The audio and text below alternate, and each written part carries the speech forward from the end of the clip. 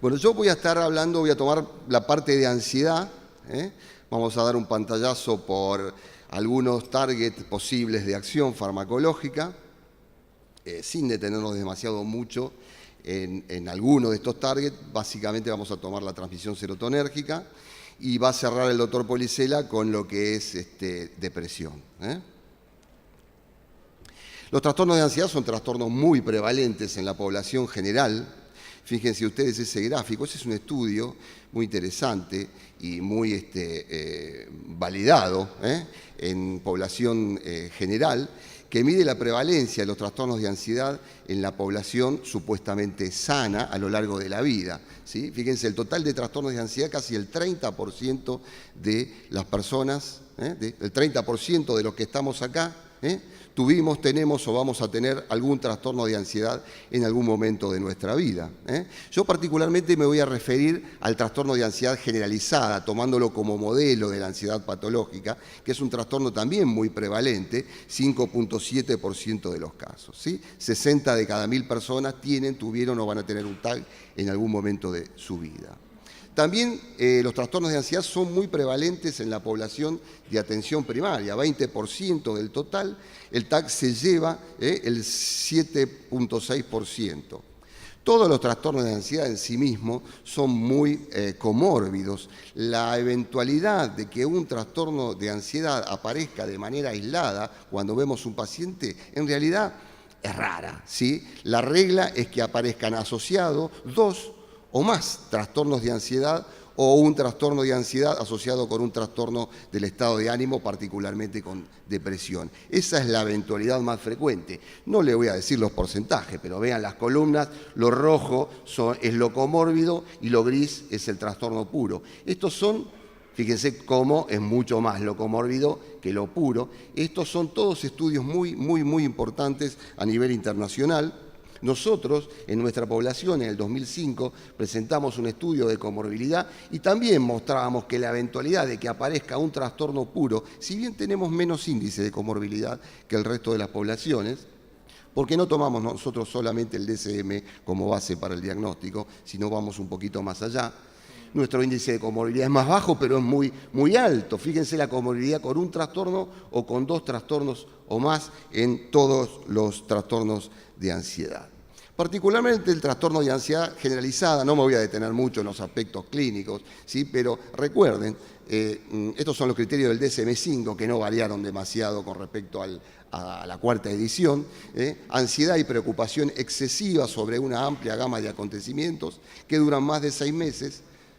Preocupación difícil de controlar, preocupación persistente, esto como síntoma cognitivo capital, acompañado de los síntomas físicos, que son esos síntomas que ven ahí: inquietud, impaciencia, cansancio excesivo, dificultad para concentrarse, irritabilidad, contracturas musculares y alteraciones del sueño. Lo más característico es el sueño no reparador. El resto, afectación de la actividad global, como todos los trastornos, exclusión de los efectos fisiológicos directos de una sustancia o de otros trastornos de ansiedad o del estado de ánimo, incluso esquizofrenia o trastorno delirante. Son trastornos, las personas con TAC, más que consultar a nosotros, a los especialistas en salud mental, consultan al médico clínico, ¿sí? Porque la sintomatología que los lleva a consultar básicamente es clínica. Los pacientes con TAC difícilmente consulten por ansiedad excesiva. Es un trastorno muy egosintónico como para consultar por eso. Y consultan más por algún dolor somático, por estado de ánimo deprimido, ¿sí? Por contracturas. ¿Y a dónde van a consultar? Al médico clínico. Entonces, debieran los médicos clínicos estar entrenados, o los médicos de atención primaria de estar muy entrenados para detectar este tipo de trastornos, los trastornos de ansiedad en general y el TAC en particular. Pero, sin embargo, sí, se hacen muy pocos diagnósticos en atención primaria. Fíjense, solamente el 34% de los casos se diagnostican, el resto pasan de largo sin diagnóstico. Y de esos pocos que se diagnostican, aún menos se tratan. Fíjense, luego de su reconocimiento en atención primaria, si reciben derivación a un especialista o inician un tratamiento específico. Muy pocos. En el TAC, el 20% de esos pocos que eran diagnosticados reciben tratamiento. En la depresión, el trastorno depresivo mayor, el 23%. Este es un estudio muy importante, casi sobre 18.000 casos, no es un estudio menor. Cuando la ansiedad, cuando el TAG se combina o se asocia a depresión, parece ser más detectable. El 32% de los casos inician un tratamiento. Los trastornos de ansiedad son trastornos muy invalidantes, ¿sí? Fíjense en esta escala de calidad de vida, la curva de los controles que está por arriba, mayor calidad de vida. En verde tenemos el trastorno depresivo mayor y el TAG con o sin depresión es más invalidante todavía que el trastorno depresivo mayor. Afecta más la calidad de vida que la depresión, contrariamente a lo que podríamos esperar. Particularmente el TAG también es muy comórbido, también se asocia mucho a otros trastornos. Estos son dos estudios, un estudio nuestro, en población de Buenos Aires y conurbano, y un estudio poblacional hecho en el primer mundo. Fíjense las comorbilidades que tenemos de TAG con otros trastornos de ansiedad, con depresión, ¿sí? Fíjense acá, si bien hay una diferencia importante en la depresión, porque yo les dije a ustedes que no considerábamos solamente el DSM, la posibilidad de que el TAG se presente de manera pura es muy eventual, muy rara, ¿sí? Particularmente me interesa puntualizar la asociación TAG-depresión, que es muy frecuente, ¿sí? Esto es un estudio basado sobre la población del National Comorbidity Survey, la versión revisada también, un estudio poblacional. En las personas que tienen trastorno depresivo mayor, encontramos un 17% de TAG en ellas. Y si lo vemos al revés, en las personas que tienen un TAG, fíjense, 62% de ellas tienen además un trastorno depresivo mayor, 40% de probabilidades de tener un trastorno distímico.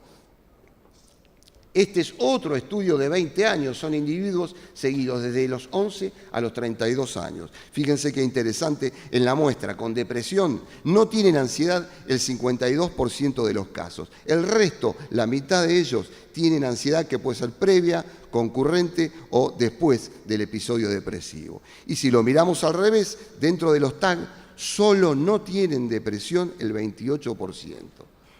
El 70% de los pacientes o de las personas que tienen criterios de TAG tienen también depresión. Así que la eventualidad, cuando vemos un paciente con TAG, de que tenga además una depresión es altísima.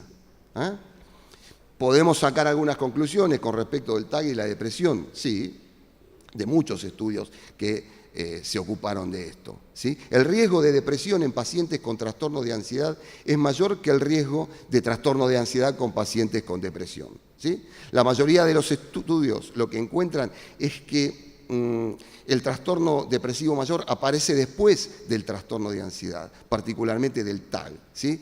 Y hay unos cuantos estudios que dicen que el TAG es el pródromo de la depresión, ¿sí? Es la patología que con mayor fuerza, cuando aparece, predice una depresión. Así que debiéramos estar atentos cuando tenemos un paciente con TAG a que en algún momento de su vida haga también un trastorno depresivo mayor.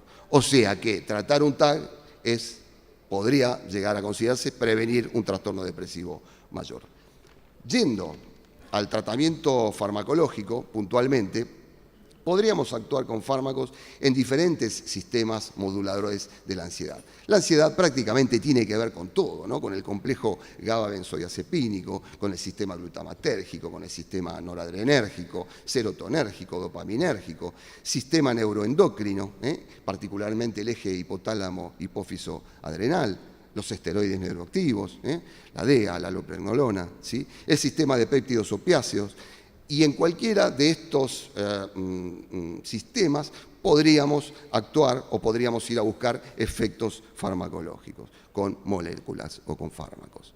Este es un esquemita muy interesante del grupo de Nat y Bailey, ¿sí? Que lo que hace es relacionar áreas del cerebro con sistemas moduladores y colocar ahí qué tipo de moléculas podríamos utilizar para el tratamiento de estos pacientes, ¿no es cierto? Antihistamínicos, benzodiazepinas, pregabalina, tiagabine, duales, inhibidores de recaptación de serotonina, agonistas del 5-HT1A, como vamos a ver, como buspirona, vilazodona, ¿sí?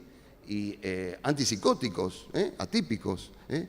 Últimamente la quetiapina, aprobado o recomendado en nivel A para el tratamiento, como monoterapia para el tratamiento del TAG. Estas son las drogas aprobadas por FDA para el TAG y por EMEA, por su equivalente europea, ¿sí? Y además esto relacionado con las guías de tratamiento, con los consensos que hay de expertos, ¿sí?, en tratamientos y las recomendaciones en primera línea, que son las que a mí, la verdad, son las que a mí más me interesan como recomendación, que son duloxetina, escitalopram, paroxetina, pregabalina, sertralina y venlafaxina XR. Esto no quiere decir que sea lo único que se puede utilizar, es lo que está recomendado, ¿sí? Y en otros casos es lo que algunas asociaciones aprueban. Un sistema particular al que quiero referirme es el sistema GABAérgico glutamatérgico, y acá tenemos que recordar el papel que juegan los gabapentinoides o los análogos del GABA y los inhibidores de la recaptación GABAérgica, más nuevitos. Nada, los vamos a repasar. ¿De qué depende el rasgo fisiológico normal? ¿Sí? Depende de que las cargas excitatorias o el funcionamiento del sistema nervioso, ¿no?, de que las cargas excitatorias y las cargas inhibitorias estén balanceadas. Esto es una balanza y esto debiera estar en equilibrio, ¿sí? Cuanto más en equilibrio esté, mejor provisto está el rango fisiológico normal. Un leve desbalanceo para uno u otro lado siempre es una excitabilidad todavía normal, si es para arriba, o para el lado de la inhibición lo contrario, ¿sí? Esto es lo que estaría ocurriendo en la ansiedad patológica y particularmente en el TAG. Las cargas excitatorias prevalecen mucho más que las cargas inhibitorias, ¿sí? Y este rango fisiológico normal se va para la hiperexcitabilidad anormal que puede generar un trastorno de ansiedad. Si yo quisiera actuar farmacológicamente, lo que debiera yo intentar es poner, esto es un esquema, ¿no es cierto?, poner esta balanza en equilibrio de nuevo. Entonces yo lo puedo hacer aumentando la carga inhibitoria, particularmente sobre el receptor GABA, y esto lo hacen los benzodiazepinas, o favoreciendo la cantidad de GABA en el espacio intersináptico, y esto lo pueden hacer algunas moléculas como el tiagabine. O lo que puedo hacer de manera más específica es disminuir la carga excitatoria para tender a un equilibrio, ¿sí? Y esto es lo que hace, entre otros, la pregabalina, que tiene un mecanismo de acción. La pregabalina es un análogo del GABA relacionado con el gabapentin, que sin embargo no tiene acción directa sobre los receptores GABA o benzodiazepínicos. Tiene un mecanismo de acción, actúa sobre este sector del canal de calcio voltaje dependiente, ¿sí?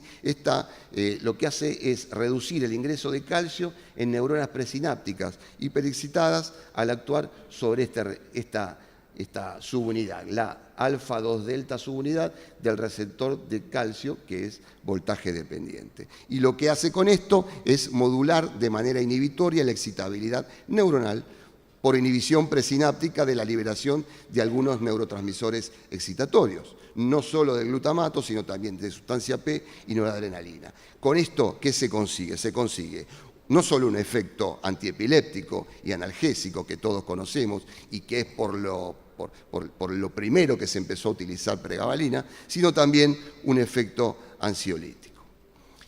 Algo un poquito más novedoso, que todavía no tiene el peso de la evidencia que tiene la pregabalina, que ya está en nivel A de tratamiento y se recomienda en primera línea para el TAG, es el tiagabine. El tiagabine actúa más o menos como actúan los SIRS con la serotonina, el tiagabine actúa con el GABA. Es un potente inhibidor específico de la recaptación de GABA en neuronas y la glía. Actúa en la GAT1, en la GAT1 y 3 en astrocitos, en estos lugares que están acá.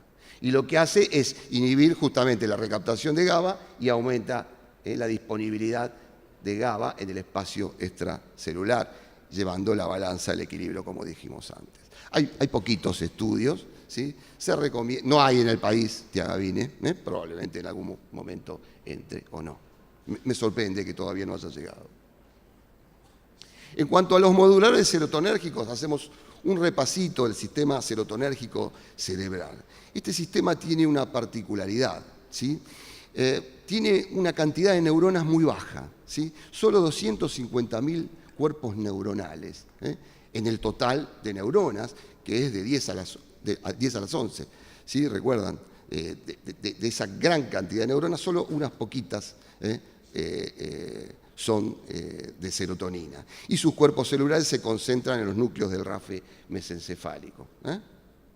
Desde ahí se arborizan, están ampliamente arborizadas, y sus axones van a parar a un montón de áreas del cerebro, con alta densidad, pero con pocos contactos sinápticos. Entonces, estas neuronas por eso son muy particulares, tienen una actividad de tipo marcapasos, que libera de manera lenta y regular durante la vigilia, incluso cesa su actividad completamente durante la fase REM del sueño. Y estas características entonces hacen que la función del sistema serotonérgico en gran medida depende de lo que pase a nivel del cuerpo neuronal, de la actividad eléctrica a nivel del cuerpo, de todo lo que pasa por acá, por todas las áreas, ¿sí? Depende de lo que pasa acá. Esto en cuanto a las neuronitas. En cuanto a los receptores, los más involucrados con la ansiedad son el 5-HT1A, el 5-HT2 y el 5-HT3. ¿Sí? Vamos a puntualizar sobre los dos primeros. Y dentro del 5-HT1A, ¿cuál es el rol de los autorreceptores presinápticos? La actividad neuronal serotonérgica se regula básicamente por dos mecanismos.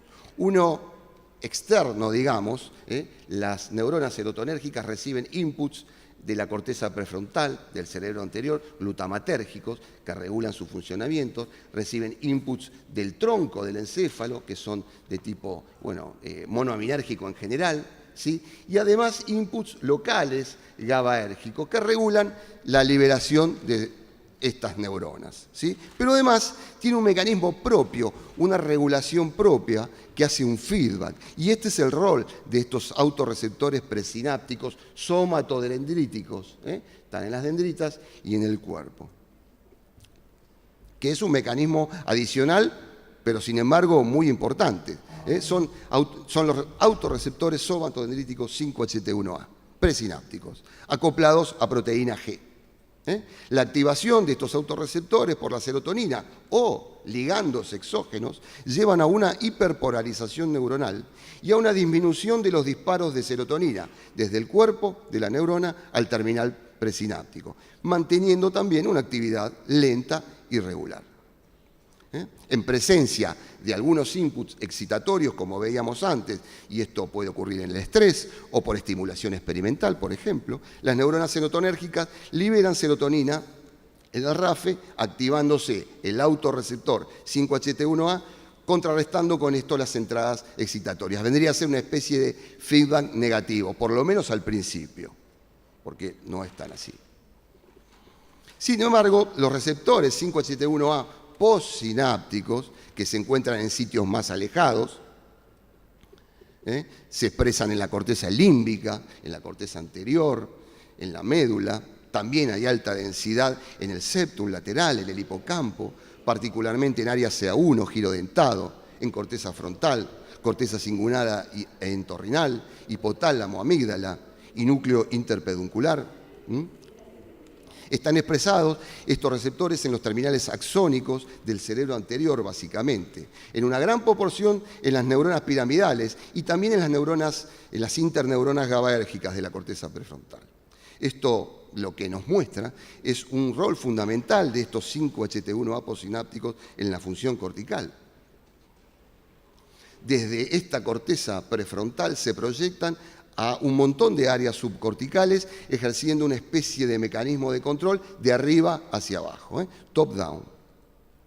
La activación de los 5-HT1A postsinápticos en corteza prefrontal modulan la función neuronal distal, ¿sí? por ejemplo, como ocurre en los núcleos monoaminérgicos del tronco del encéfalo. En ratas se ha encontrado que estos 5-HT1A postsinápticos están muy coexpresados con receptores excitatorios, estos que son inhibitorios, con otros que son excitatorios como los 5-HT2.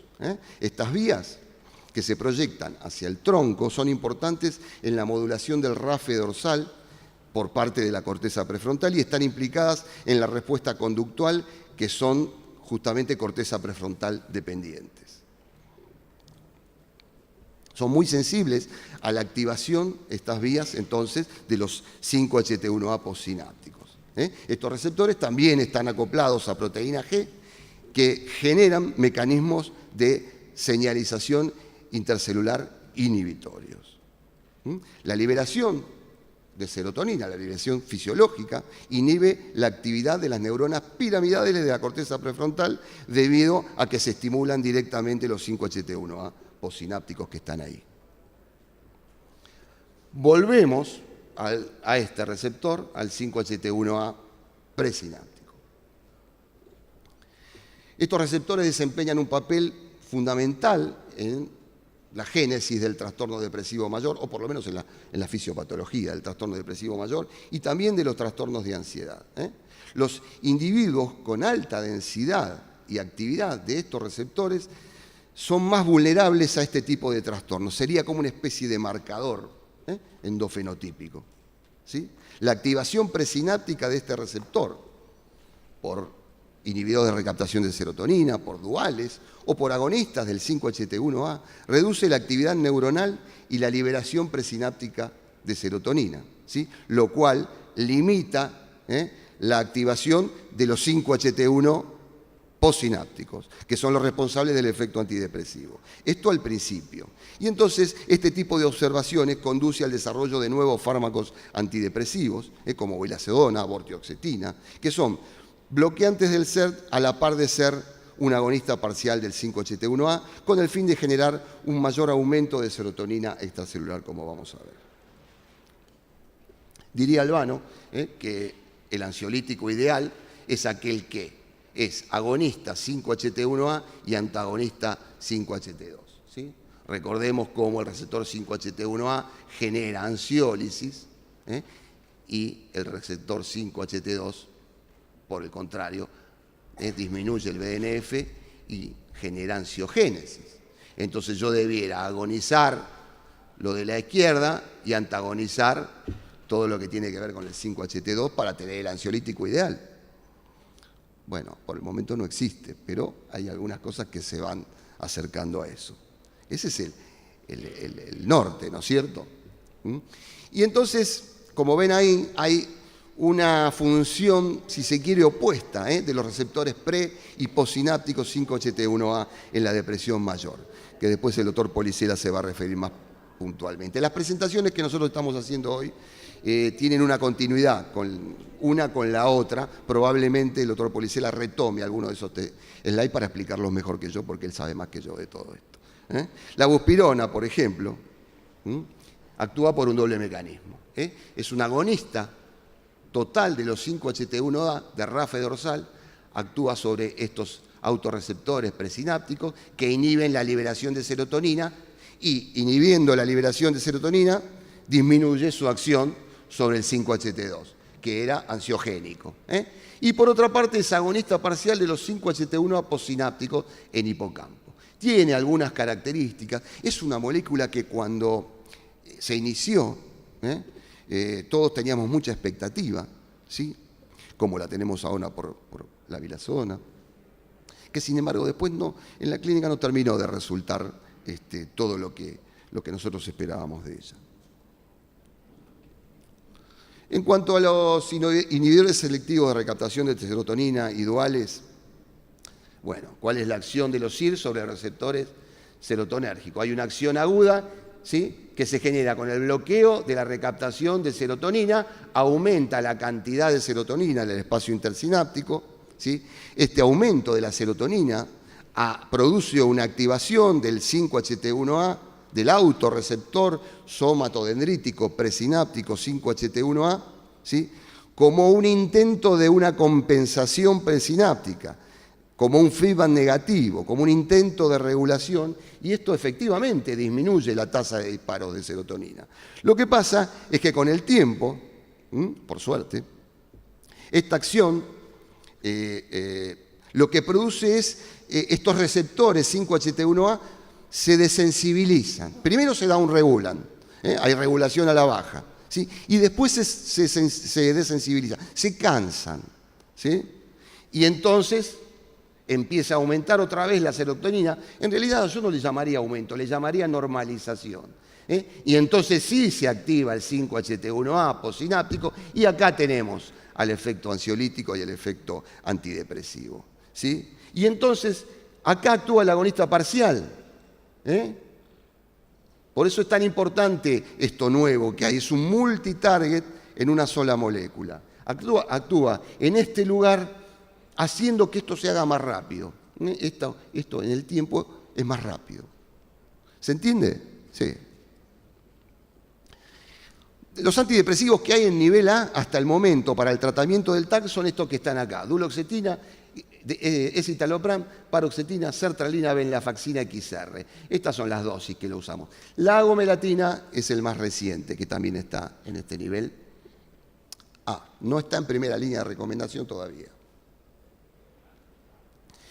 Acá le puse un asterisco a los que estaban aprobados por FDA. Ven que algunas, como sertralina, no, pero sin embargo se recomiendan en la primera línea. Lo pasamos por alto, la verdad que quiero puntualizar en esto que viene acá, en los agonista serotonérgico parcial más inhibidor de la recaptación. Fíjese qué interesante, de acuerdo a lo que estuvimos viendo.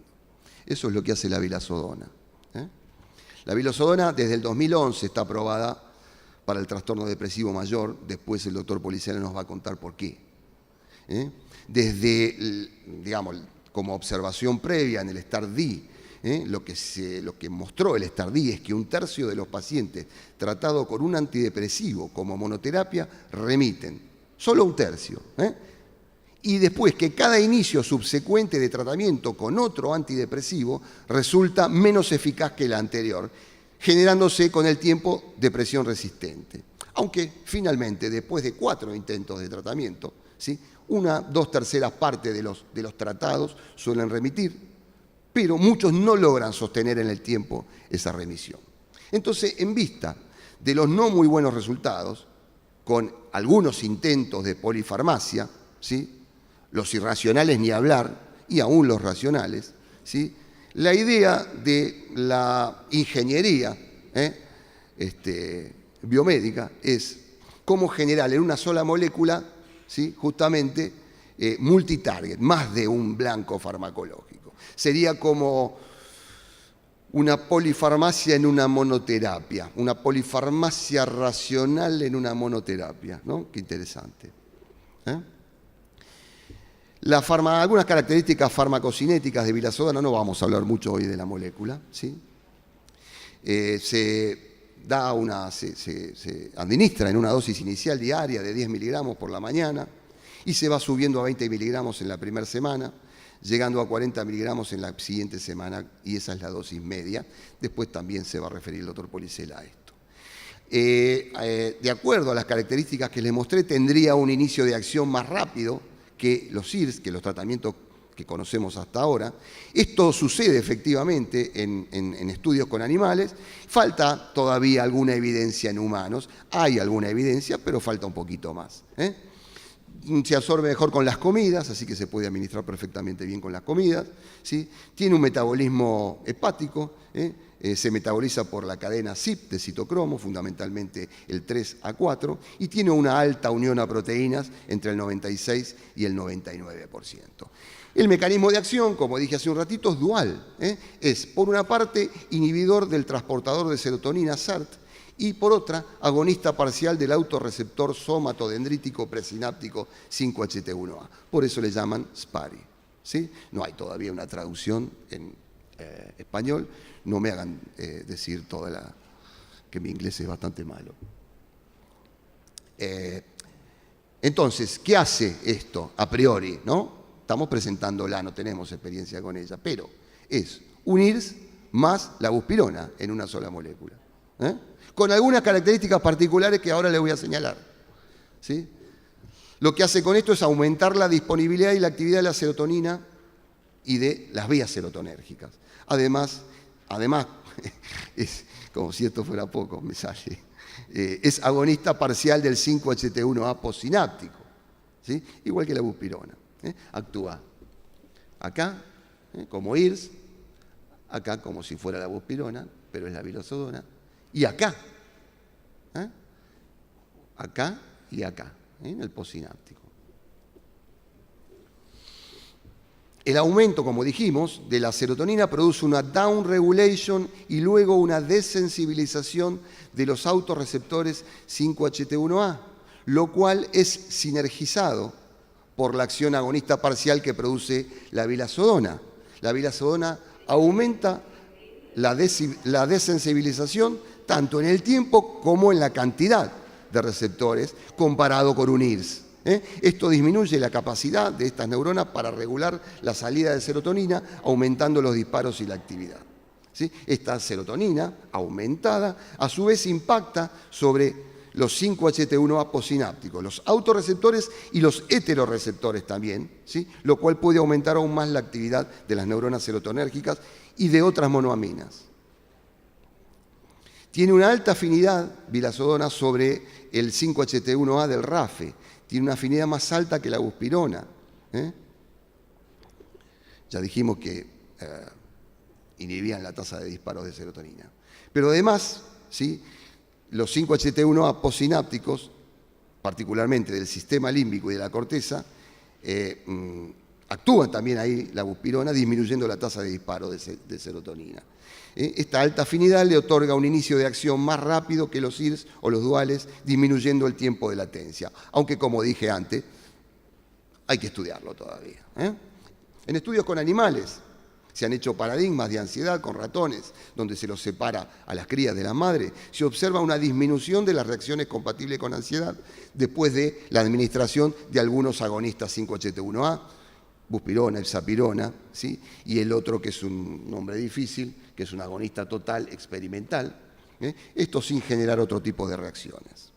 En estudios similares con vilazodona muestran iguales resultados. No así, por ejemplo, con un IRS como la fluoxetina, a menos que a este IRS se le asocie el agonista parcial, el 8-hidroxi de PAT, ¿sí? Esto indicaría que el agonismo parcial de la primera contribuye significativamente a la disminución de las reacciones en modelos de ansiedad. La primera es la vilazodona. En humanos, lo que se ha observado es que vilazodona es 60 veces más selectiva hacia el receptor 5-HT1A comparado con buspirona. Y es 30 veces más selectiva como bloqueante de la recaptación del SERT que la fluoxetina, por ejemplo. Y además, la disfunción sexual, que no producen, o que sí producen otros tratamientos, no se observa en el tratamiento de estos pacientes, como vamos a ver más adelante. Solamente muy pocos casos. Los efectos adversos se pueden dividir en muy frecuentes, más del 10% de los casos, náusea, diarrea, dolor de cabeza.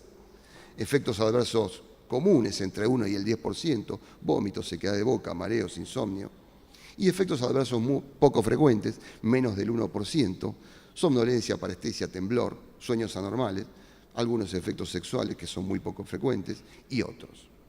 Este es otro estudio, es un estudio sobre todos los estudios que hay de vilazodona, fíjense ustedes, diferencia entre vilazodona y placebo a corto plazo y a largo plazo, 52 semanas, ¿sí? Diferencia significativa con el placebo en diarrea, mareo, insomnio y vómito, ¿sí? Es una molécula relativamente con buena tolerabilidad.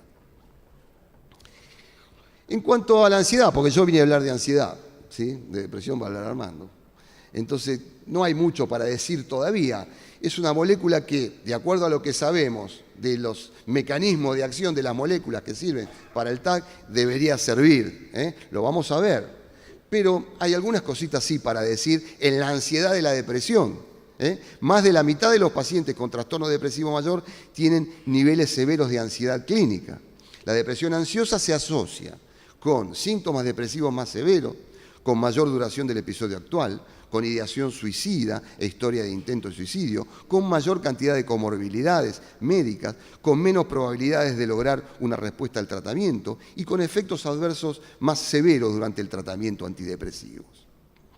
Por otra parte, los síntomas residuales de la ansiedad se asocian con mayor riesgo de recaída en el trastorno depresivo mayor. Todo esto lo va a profundizar el doctor Policella, ¿sí? ¿Cómo se define el STAR-D?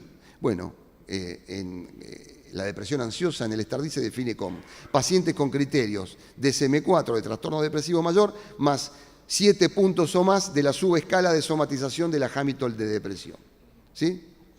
Y hay un montón de pacientes que cumplen con estos criterios, comparados con pacientes no ansiosos y que tienen peores resultados con los tratamientos. Entonces, como la mayoría de los SIDS muestran evidencia de eficacia para los trastornos de ansiedad, son las moléculas que se consideran como primera línea para el tratamiento de la depresión ansiosa. Ahora, hay pacientes que no responden a los tratamientos de primera línea y se empiezan a utilizar duales o potenciación con antipsicóticos atípicos, benzodiazepina, o con agonistas parciales 5-HT1A como la buspirona. No con mucho éxito. Y también ahora disponemos de este fármaco, ¿sí? Que es agonista serotonérgico parcial más inhibidor de la recaptación. Vilazodona. Esto también lo va a mostrar Armando y es cómo se comporta la ansiedad medida con la Hamilton de ansiedad. La Hamilton de ansiedad es una escala específica para trastornos de ansiedad o para ansiedad patológica. A las 6 semanas disminuye, se separa del placebo ya. Se separa antes, a las 6 semanas esta separación es estadísticamente significativa y con la otra subescala a las 2 semanas. Fíjense qué rápido. Entonces, y para ir terminando, ¿sí? Ya está aprobada la molécula para el trastorno depresivo mayor, pero sin embargo, por su mecanismo de acción, podría ser de utilidad para el paciente con TAG, ¿sí? Y con otros trastornos de ansiedad. Hay algo ya vislumbrándose, no solo en el TAG, sino también en el postraumático, en trastornos alimentarios y en trastornos premenstruales. Esperemos, como dice ahí, yo vine a plantear el futuro de esta molécula, Armando va a plantear el presente. Esperemos que no mucho tiempo más podamos hablar de los efectos ansiolíticos ya documentados y con evidencia para nuestros pacientes. Bueno, muchas gracias.